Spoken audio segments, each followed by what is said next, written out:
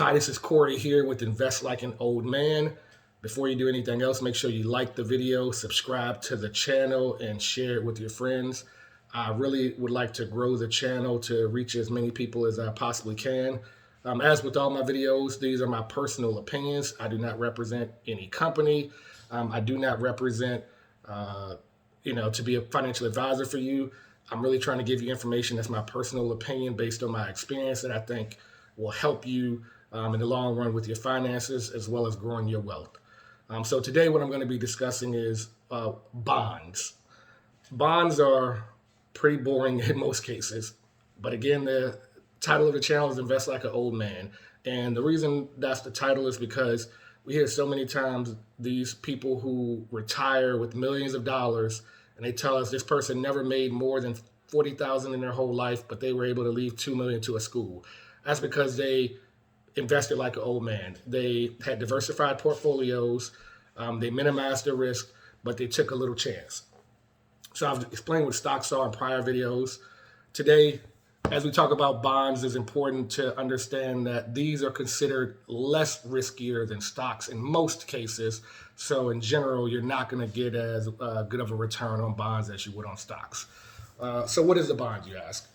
Well, a bond really is just kind of like a loan to either a company, to the federal government, or a local municipality, right? So essentially, let's pretend like my local city wants to issue municipal bonds. They want to build a football stadium. So you'll see on the news or in the newspaper or online, they're going to issue bonds for this. So in this example, we're going to use $1,000 as the example. They're going to issue these $1,000 bonds and they're going to pay 4%. So what that means is I'm going to give you a bond, right? I'm going to give you $1,000 to the federal government, and they're going to agree to pay me a 4% rate in this example on that bond. So 4% of $1,000 is $40 per year. That's what they're going to pay me. And let's say in this example is a 20-year bond. So if I hold that bond for 20 years, I'll collect $40 for 20 years. And then at the end of that 20 years, I will get my $1,000 back. I made 4% return. Again, that's just in this example. I'd love to get a 4% return now, but it's a little difficult with the rates. So I hold this $4,000. So let's say I bought one bond. Well, I'm getting 4%. And then let's say I need to sell that bond to someone because I need the money, right? I bought a 20-year bond. I really can't afford to hold this bond for 20 years. So I need to sell it.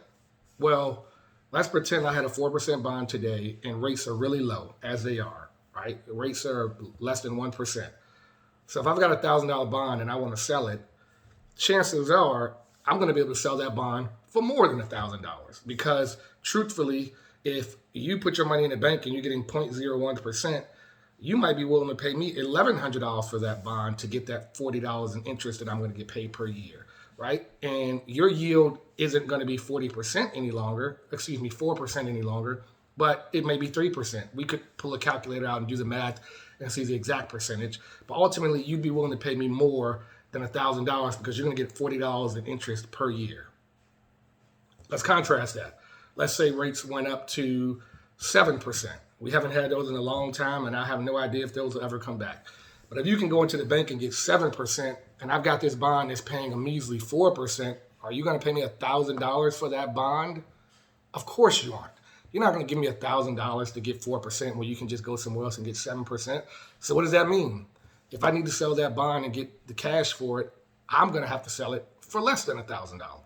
So maybe that bond only sells for $700 or $800 because that person, if they put their $1,000 into the bank or somewhere else, or they bought a bond from a municipality, they could get 7%. That $1,000 would pay them $70 in interest a year. Why would they give me $1,000 for my bond that's paying $40 in interest, right? So the way it works is we could do the math. We could subtract from the $1,000 to figure out exactly, how much they'd have to pay for it to get higher than the 7% return, right? You also have to factor in if they held that bond to maturity, they'd also get higher principal. So, for example, I give you $800 for a bond that has $1,000 par value or face value. If I were to hold it for 20 years, then I'm going to get $1,000 back. So I'm making $200 on the bond itself. Plus, I'm getting $40 on my initial $40 per year on my initial $800 investment. So, right, you can do the math on that. Obviously, $40 of 800 is more than $40 for 1,000, right? So I'm going to get a much better return on that.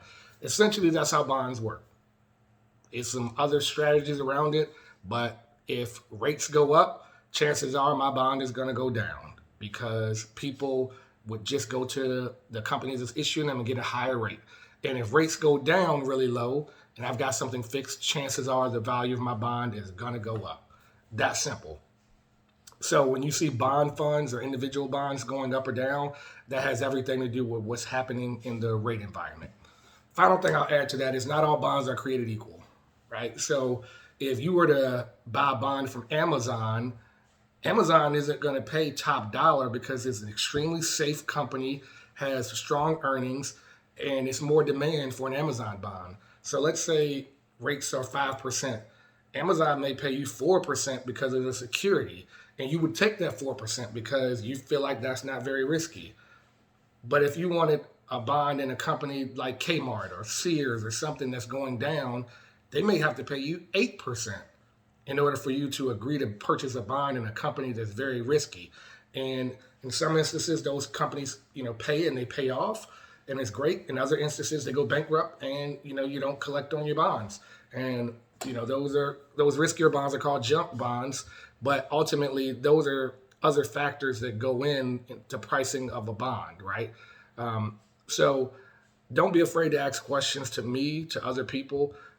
It's really about learning. People want to complicate finance, but it really isn't that complicated. My goal is to make sure that you're able to understand it in layman's terms. Obviously, I studied it. I've worked in finance for a long time, but truthfully, what I know anyone can understand. You just need a basic foundation and be willing to do a little work, and you can grow your wealth and you can come out ahead because you've got to have some skin in the game, but it's important to know what you're doing before you just start putting money out there following other people blindly. So I appreciate you watching. Again, like, subscribe, and share.